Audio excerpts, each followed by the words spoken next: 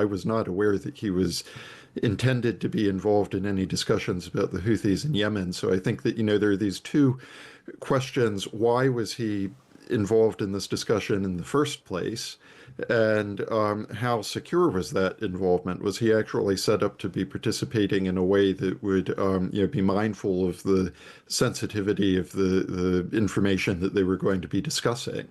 Well, the Trump team has been circling the wagons, or has it been a circular firing squad in defence after the leak of a conversation about an attack on the Houthis. But there was a slightly more critical tone and a little self-justification from the US Secretary of State Marco Rubio last night. He was answering questions about the controversy on a trip to Jamaica. Obviously, someone made a mistake.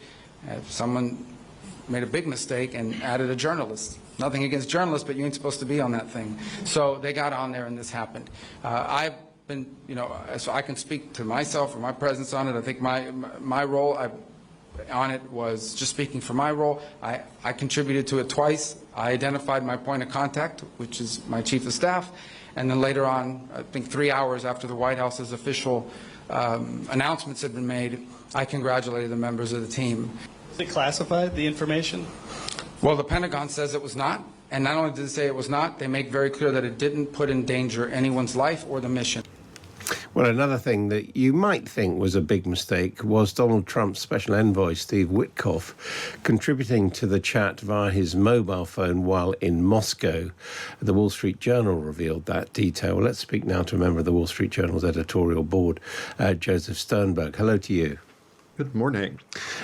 Let's talk first of all about Witkoff. What has the Journal found out about his involvement in all this? Well, I think that, there are a couple of questions that are raised by this. And first off, there's the issue of where he was in the world and what device he was using at the time that he was included on these messages. Now, my colleagues have reason to believe that he might have been in Moscow on a sort of less secure device while this conversation was going on. I believe the White House has disputed that.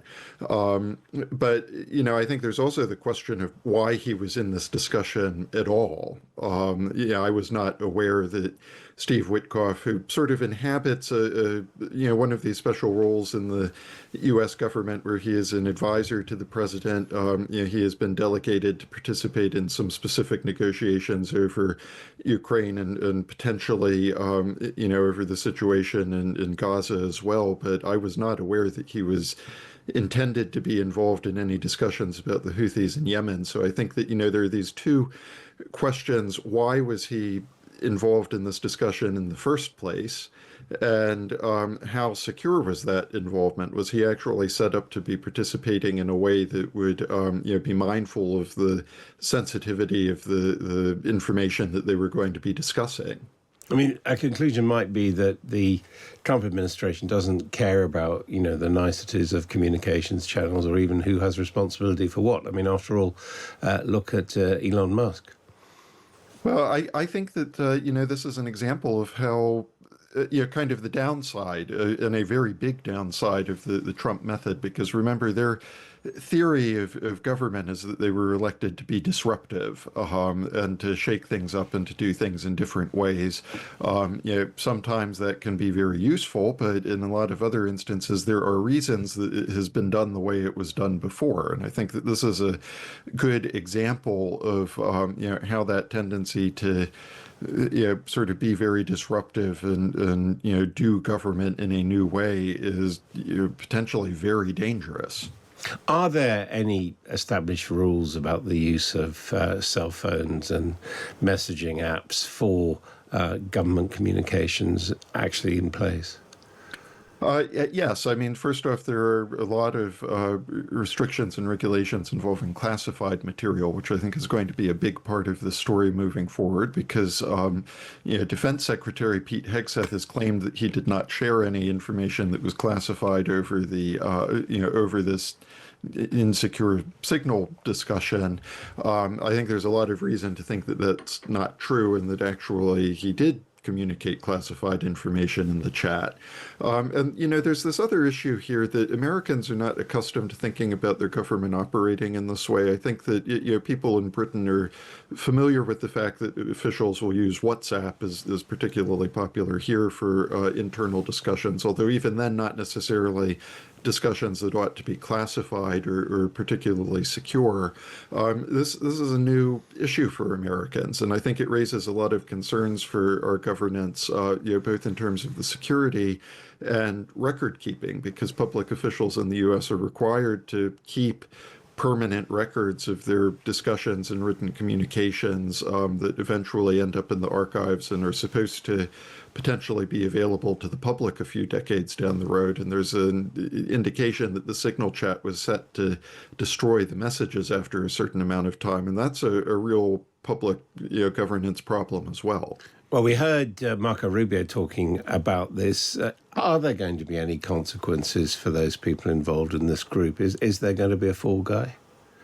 Well, I think it's hard to say. I think that, and it's always a political issue at the end of the day when you're talking about people at this level. So I think that certainly Pete Hegseth and potentially Tulsi Gabbard, the director of national intelligence, are going to face a lot of questions. Pete Hegseth over what exactly he shared in this chat and whether that material was classified.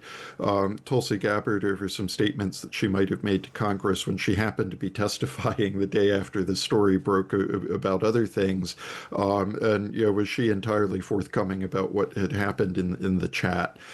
So there will be questions about that. And then there's also a question for the National Security Advisor, Mike Waltz, about why he accidentally included a journalist in this discussion in the first place. And I think that the fallout is going to depend on, first off, what have these people actually done? And then also, what level of support do they have within the administration and the Congress? And does someone decide that this is a convenient opportunity to dispose of a public official who they didn't particularly like to begin with anyway? Now, the Journal keeps a very close watch on financial matters. What should we make of the latest from Donald Trump about tariffs on car imports?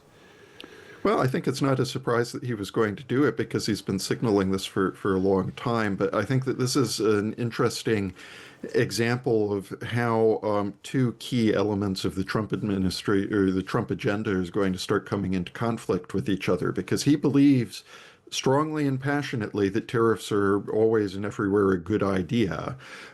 So we shouldn't be surprised that he's pushing forward with tariffs, and the auto industry, which is so politically sensitive, is an early target.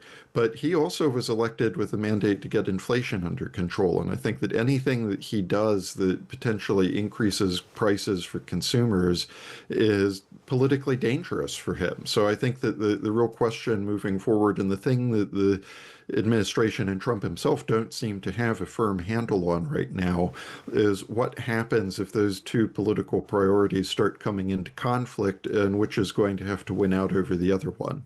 Joe Sternberg of the Wall Street Journal's editorial board, thank you very much indeed.